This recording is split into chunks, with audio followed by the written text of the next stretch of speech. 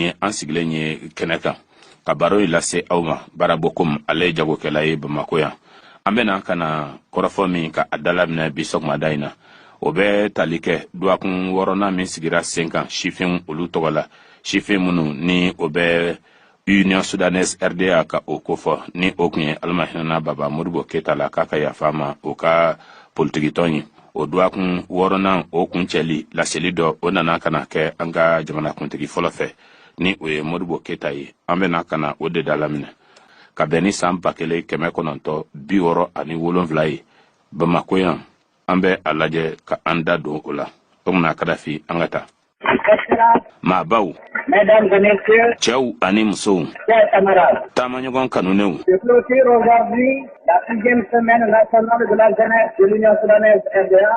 Bi dugakun wɔɔrɔnan min sigira sen kan faso kɔnɔ ka a ɲɛsin Union Soudanaise RDA sifinw ma o bɛ kuncɛ. Cette semaine, le rendez-vous de l'élément 5. Nin duwakun min filɛ nin ye ni o bɛ ɲɔgɔn kunbɛn kofɔ ɲɔgɔn kunbɛn min ni o bɛ kɛnɛmanw tɔgɔ la. De ce qui constitue l'avenir de notre nation. O min ye an ka jamana siniɲɛsigi ye. Et aussi le fer de lance de notre combat pour la liberté et contre la misère, la jeunesse. Ani an ka kɛlɛ sinsinna kɛlɛ min bɛ taa ka ɲɛsin kanabila ma ani sifinw olu ka kɔli o kɛlɛli ma. Pour le secrétaire général de l'Union Soudanaise RDA. Union Soudanaise RDA a foroba kalatigi o bolo ni an ko ma ko secrétaire général. L'agréable devoir de rendre ici, au nom de la direction nationale, un hommage mérité. Ni ye ale ka kɛta duman ye ka bonyamasegin kɛ yan ɲɛmɔgɔyaso tɔgɔ la. Aux efforts persévérants accomplis par les dirigeants tant nationaux que régionaux de notre jeunesse. Ka a ɲɛsin baaraw ma baara minnu ni olu nana kana kɛ an ka sifinw olu ka ɲɛmɔgɔw fɛ ɲɛmɔgɔ minnu ni olu bɛ jamana kɔnɔ ani ɲɛmɔgɔ minnu ni olu bɛ jamana wɛrɛw olu ka nana. Soutenu par une soif intense d'action. Ni o baaraw nana kana senkɔrɔma tintin ni kɛwalew ye kɛwale minnu ni olu kɛra. Dans leur légitime ambition d'améliorer chaque année davantage l'organisation et les structures de cette semaine. Dusukunnakow lakikaw olu fɛ ni o dabɔkun de ye san o san dɔ ka fara kɛnɛ in a labɛnw olu cogoɲaw kan ani a kolodoncogo kan. Qui a fini de revêtir la physionomie d'un festival.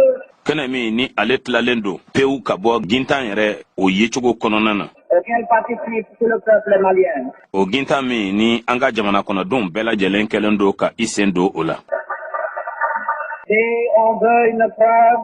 Ni an b'a fɛ ka dalu dɔ sɔrɔ o la. On jette un coup d'œil sur le spectacle grandiose. An ka filɛko kelen pe kɛ ka a ɲɛsin ni filɛlifɛnba in ma. Que nous a offert il y a une semaine. Min dira an ma a bɛ duwakun kelen bɔɲɔgɔnko bɔ. Et que nous offrira aujourd'hui notre stade Omnisport. An ka ɲɛnajɛ kɛ kɛnɛba ni o ye stade Omnisport ye. De 25 000 places qui s'est révélé insuffisant. Sigiyɔrɔ 25,5. A nana ye fana ko o ma wasa kɛ. Pour contenir la foule des Maliens venus de toutes les parties de notre vaste pays. Walisa maliden jamaba minnu ni olu bɔra fan bɛɛ lajɛlen fɛ an ka jamanaba in kɔnɔ. Pour voir, fêter et communier avec elle. Walisa ka ɲɛnajɛ ka ye ka jɛɲɔgɔnya kɛ ka gintan k'olu kɛ ɲɔgɔn fɛ. Notre jeunesse. An ka sifinw. Ardente et débordante d'énergie. Minnu ni olu falen don galabu la. Réunis pour la 6e fois. Ni olu faralen bɛ ɲɔgɔn kan ni ye a siɲɛ 8nan ye. En vue de renforcer toujours davantage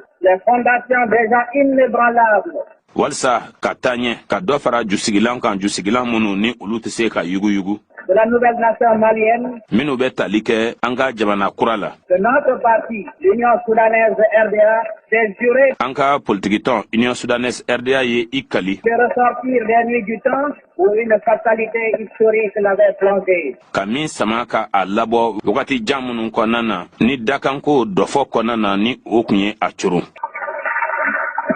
Notre joie est immense. An ka ɲagali ka bon. Notre fierté est grande de constater que notre jeunesse ne s'essouffle pas. An ka nisɔndiya o ka bon ka kɔlɔsi ko an ka sifinw ko fiɲɛ tɛ ka tigɛ u la. Que chaque année, des progrès sont réalisés. Ko san o san ɲɛtakun minnu bɛ mɔgɔ hakili sama kosɛbɛ ko olu bɛ ka kɛ. Résultat de l'effort créateur de notre jeunesse. O sɔrɔla baaraw la baara minnu bɛ ladani kofɔ an ka sifinw fɛ. Effort concrétisé par des initiatives heureuses. Baara min ni o bɛ ŋaniya ɲuman olu waleyali kofɔ. Auquel, encore une fois, il nous faut rendre un juste hommage. O ŋaniya minnu fana kosɔn n bɛ segin a kan tuguni ka bonyamasegin bɛnnen kɛ. Les sportifs et les athlètes se sont surpassés.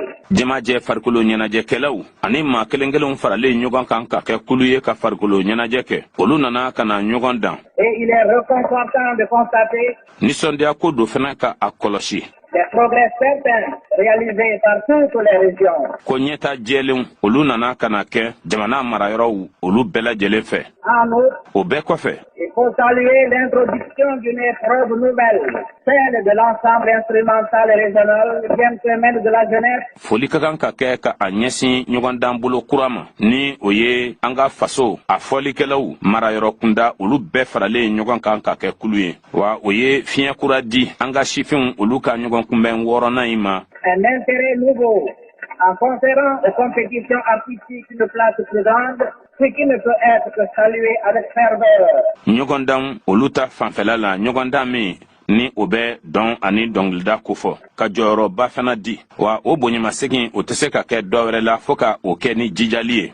Dans un pays de vieille culture comme le Mali, jamana kɔnɔna na jamana min ni lɔnniya kɔrɔ o jamana don i n'a fɔ Mali. il y a un an, A san kelen ye nin ye je vous disais, jeunes du Mali, ne y'a fɔ aw ye Mali sifinw en réhabilitant notre culture nationale, ko an ka jamana lɔnni lakurayali fɛ vous étiez en train de jeter les bases d'une véritable révolution culturelle. aw tun bɛ a la ka jusigilan sɛbɛw ka olu sigi min bɛ yɛlɛmali kofɔ lɔnni nasira fɛ Substratum indispensable à toute construction nationale. ni o ye sababu min ni o tɛ faso jɔli o tɛ se ka kɛ Je me plais à constater. wa a ka di n ye nin yɔrɔ la yan ka kɔlɔsi ko Vous n'avez pas désemparé dans cet effort de réhabilitation, aw ma fari faga o lakurayali baara kɛli la fiyewu de rénovation culturelle de notre art et de notre folklore. aw ma fari faga o la kurayali baarali la ani lɔnni la kurayali baarali an'an ka seko ani an ka fɔlikɛfɛnw olu ta fan fɛ Que définitivement vous avez mis au service de notre révolution. a ye o min bila bada an ka yɛlɛmali ka baara bolo kan La qualité, tant par la forme que dans le fond des cœurs, des talents, a ɲɛ fɛ a kɛcogo fɛ ani fɛn min bɛ ka fɔ ɲɛnajɛ in kɔnɔ jamajɛ dɔnkiliw la ani jamajɛ dɔnw na et des pièces présentées au cours de cette semaine exaltante que nous venons de vivre. ani ɲɔgɔlɔn minnu ni olu bɔra nin dɔgɔkun in senfɛ dɔgɔkun min bɛ mɔgɔ nisɔndiya an bɔra ka min ɲɛnamaya sisan La fête et le canon. o bɛ u ko jira k'a jɛya ka siga bɛɛ lajɛlen bɔ a la Le plus grand des mérites de notre jeunesse, fɛn min bɛ yen ni o ka bon ka tɛmɛ fɛn bɛɛ lajɛlen kan ni an ka sifinw ni o ka kan mérite mise en évidence avec éclat o ka kan ka da kɛnɛ kan ni yangan ye par les bilans des semaines nationales de la jeunesse. kimɛliw olu fɛ kimɛli minnu ni o bɛ dɔgɔkun kofɔ an ka faso kɔnɔna na sifinw olu tɔgɔ la Que nous avons vécu an ye min ɲɛnamaya et que chacun de nous conserve désormais dans sa mémoire ani bɛɛ kelen kelen na min to a hakili la comme un événement national i n'a fɔ gintan faso tɔgɔ la qui chaque fois o gintan min tuma o tuma nous a découvert un peu plus o bɛ a jira an na ka taa fɛ la physionomie culturelle et artistique de notre nation. dɔnni a yecogo fɛ ani dɔn ni dɔnkili o yecogo fɛ an ka jamana kɔnɔ C'est d'avoir compris o ye k'a fɔ ko a faamuyara qu'il n'y a pas d'indépendance véritable sans renaissance culturelle. ko yɛrɛma hɔrɔnya lakika tɛ yen ni bangeniko kura ma kɛ lɔnni nasira fɛ Et lorsqu'on fait la somme de ce que représente pour notre lutte politique, wa ni an bɛ farankan kɛ ka a ɲɛsin an ka kɛtaw bɛɛ lajɛlen ma politiki sira fɛ o bɛ fɛn min bɔ la signification artistique des ballets que vous nous avez présentés, kɔrɔ min bɛ an ka dɔnkiliw la ka na se jamajɛ dɔn ani dɔnkiliw ma aw ye o min jira an na des chœurs que vous nous avez fait entendre, jamajɛ dɔnkiliw ma an ye o min mɛn et des pièces de théâtre que vous avez exécutées en scène, ani ɲɔgɔlɔn minnu bɔra kɛnɛ kan avec tant d'ardeur, d'originalité et d'ingéniosité, ni olu kɛra ni jijalenya ni yɛrɛ dili ye ani ɲɛdɔn on ne peut pas ne pas être fier de vous, fɛn wɛrɛ tɛ se ka kɛ fɔɔ ka nisɔndiya aw kɔrɔ jeunes du Mali, aw mali sifinw et de proclamer fortement ka weleweledali kɛ kan kɔrɔtalen que vous avez œuvré de façon réelle ko a ye baara kɛ ni tiɲɛ ye au renouveau culturel africain. ka a ɲɛsin farafina ka lɔnni o lakurayali ma En effet, O de la, vous avez compris. a ye a faamuya Cela fait la fierté de vos aînés. ko nin bɛ kɛ sababu ye minnu kɔnna aw ɲɛ ka olu la ɲagali. Dans la joie est immense d'avoir d'ores et déjà la preuve Olu minnu ni olu ka nisɔndiya ka bon kabini sisan ka dalu sɔrɔ qu'ils n'auront pas travaillé en vain, ko olu kɔrɔlenw k'olu ma baara kɛ gansan na, que leur œuvre sera continuée. ko wa u ka kɛwalew taa na kɛ ɲɛfɛ ni u ye. Vous avez compris, dit, Ne ko de ko a y'a faamuya kaban qu'insérer la renaissance culturelle dans notre combat politique ko ka labangeni ko kura lɔnni nasira fɛ ka o don an ka politikiko o kɛlɛw kɔnɔna na. était une question primordiale pour le devenir de notre Afrique. O tun ye kisa fɔlɔfɔlɔ de ye min bɛ tali kɛ an ka farafinna ka siniɲasigi la. Qui se sert. Farafinna min ni a bɛ ka a yɛrɛ ɲini. Et dont les enfants doivent se pénétrer de cette vérité première, Farafinna min ni a denw ka kan ka nin tiɲɛ fɔlɔ don u yɛrɛ la. qu'il n'y a pas de nation, Ko jamana de tɛ yen, pas de peuple véritable, ko siya sɛbɛmaw de tɛ yen, sans culture propre. ni dɔnniya jɛlen tɛ u bolo.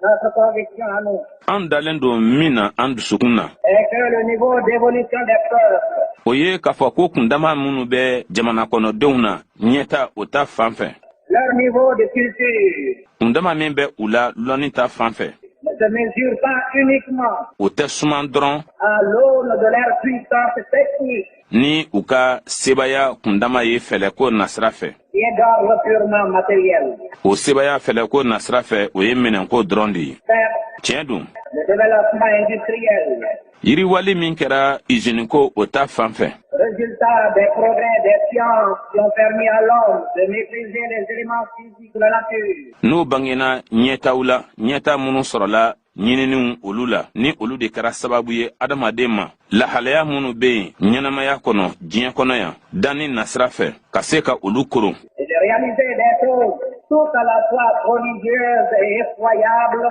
ani ka kobaw kɛ ko minnu ni olu ye kabakokow ye ɲuman sira fɛ ani ko minnu bɛ yen fana ko olu ye kabakokow ye tiɲɛni sira fɛ. constitue un aspect très important de la puissance de l'intelligence humaine. O ye fɛn ye fɛn min ni a nafa ka bon kosɛbɛ kosɛbɛ min bɛ tali kɛ hadamaden a ka hakilitigiya sebaya la. Mais il ne soit une fréquence Nga jɔn de bɛ yen ni o t'a ye ni o tɛ kɔn ka sɔmi fana ko de la culture dans son appréhension globale lɔnni a yecogo yɛrɛ fɛ bakurubaya la. ne peut se limiter à cette seule facette de l'intelligence humaine O tɛ se ka dan adamaden ka hakilitigiya dɔrɔn ma. et qu'elle comporte d'autres éléments, d'autres attributs Wa fɛn wɛrɛw de bɛ a kɔnɔna na mankutulan wɛrɛw de bɛ yen dont l'humanisme qui n'est autre que la somme des valeurs morales et spirituelles olu minnu ni hadamadenya tɛ se ka kɛ fɛn wɛrɛ ye fo danbew olu farali ɲɔgɔn kan miiriliw ani hakiliw la. qui, à travers les siècles, ont donné à l'existence humaine sa signification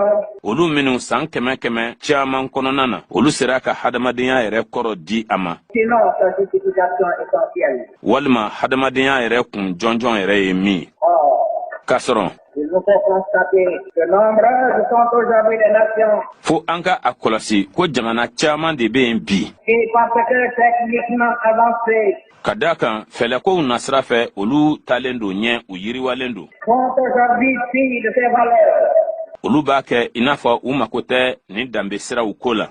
et qui, dans leur rapport avec les autres peuples techniquement moins nantis, Olu minnu ni u ka jɛɲɔgɔnyaw kɔnɔna na ni jamana kɔnɔdenw ye jamana kɔnɔdenw minnu fɛlɛkow nasira fɛ ni olu yiriwalen tɛ. font preuve d'un mépris à peine voilé, Olu bɛ tɛgɛsoyali kɛ tɛgɛsoyali min ni a dogolenba tɛ expression de leur complexe de supériorité, ni o de bɛ u ka sigasiga jira sebaya ta fan fɛ qui, dans leur super, wa u ka tagabolow la n'a même pas le temps wagati yɛrɛ tɛ u bolo de constater k'a kɔlɔsi ko que sur le plan spirituel, miiriliw o ta fan fɛ seul beaucoup de ce peuple considéré comme arriéré peuvent leur avoir montré. ko o jamana kɔnɔdenw minnu ni olu jatelen don k'a fɔ ko olu ye setigi ye ko olu de ka fisa ni tɔw ye fɛn bɛ se ka lase olu ma fɛnɛ mɔgɔw fɛ mɔgɔ minnu ni olu jatelen don fɛlɛko nasira fɛ se tɛ u ye.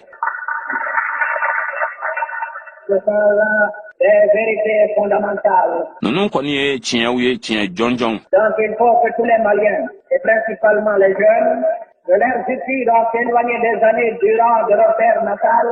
Tiɲɛ minnu malidenw bɛɛ lajɛlen kɛrɛnkɛrɛnnenya na sifinw olu minnu ni olu ka kalan ye u yɔrɔ janya san caman kɔnɔna na u woloduguw la